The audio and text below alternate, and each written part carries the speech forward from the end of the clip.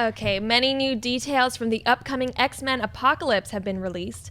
Last year, our very own Adam Chitwood from Collider.com visited the set of the film and talked with director Bryan Singer and writer-producer Simon Kinberg.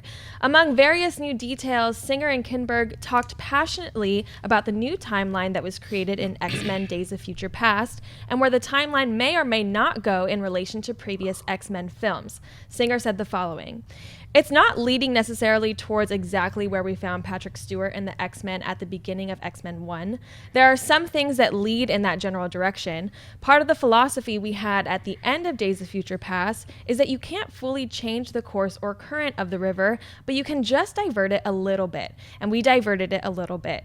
So some things will be surprises. People could die that were alive in X-Men 1, 2, and 3, or people could survive that died during 1, 2, and 3. Singer also added, "I'll kill any one of those characters any day I want. They're all fair game. Anything can happen. When two things are happening simultaneously in quantum physics, that's what's called the superposition. When the observer finally observes the outcome, that's what's called the collapsing of superposition, which is what happened when Wolverine woke up and saw all the happiness.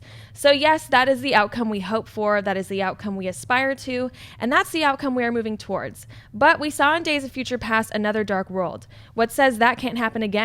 What says the awakening of being that is such power and can acquire the power to destabilize that? So anything is possible. That's what we'd like to think happens. That's what Simon would like to think is a good outcome. But to me, it's fair game." Schnepp, what do you think of director Bryan Singer's comments on the X-Men timeline and X-Men Apocalypse? I wish Bryan Singer would use his quantum physics superposition to fix Superman Returns. I could wake up and like that movie. But while he's retrofitting the X-Men, I'm in full approval. I mean, I like his weird, like, I'll kill anyone I want. I wish he was like thugged out and they filmed him and he was all dressed like a thug. Like, pauses the thug life. Yeah, like, I'll kill anyone I want. It's fair game, son. Like, he flips the mic, starts pushing the camera out of it. I think everything he said, I'm 100% into. I cannot wait to see X-Men Apocalypse.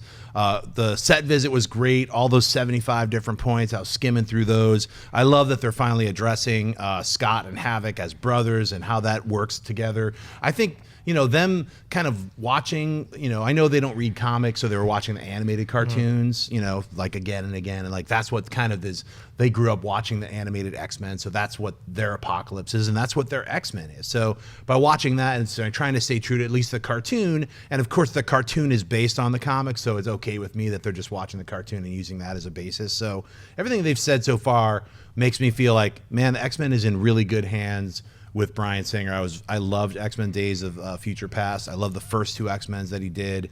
So seeing X-Men Apocalypse in his hands again with Simon Kinberg, I think it's going to be a really good film. It's good for the X-Men. I think it's also good for all the possible spin-offs because they're really thinking about that. They're resetting the world from some of the screw-ups like Wolverine Origins, which is horrible, Last Stand, let's not talk about it. So there was a lot of bad decision-making in the X-Men world, so it's good to get someone back who's like actually had a good handle on it and kind of re-shepherd and remold this movie as well as the following one. So I think it's great, all this news.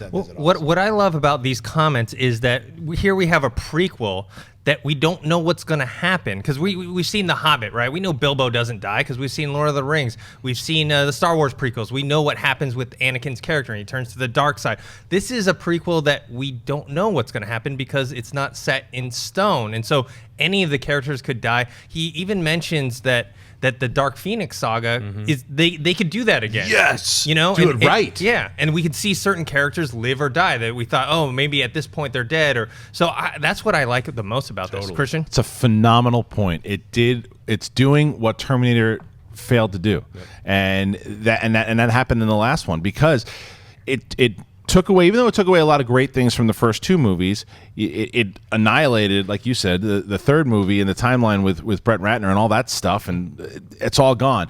So I loved the comments. I loved it because it does set up I totally what you said in regards to, what Kinberg and Bryan Singer, they know this franchise. They love this franchise. They want to continue on this timeline, and we're going to see brand new things. And I love where it's going.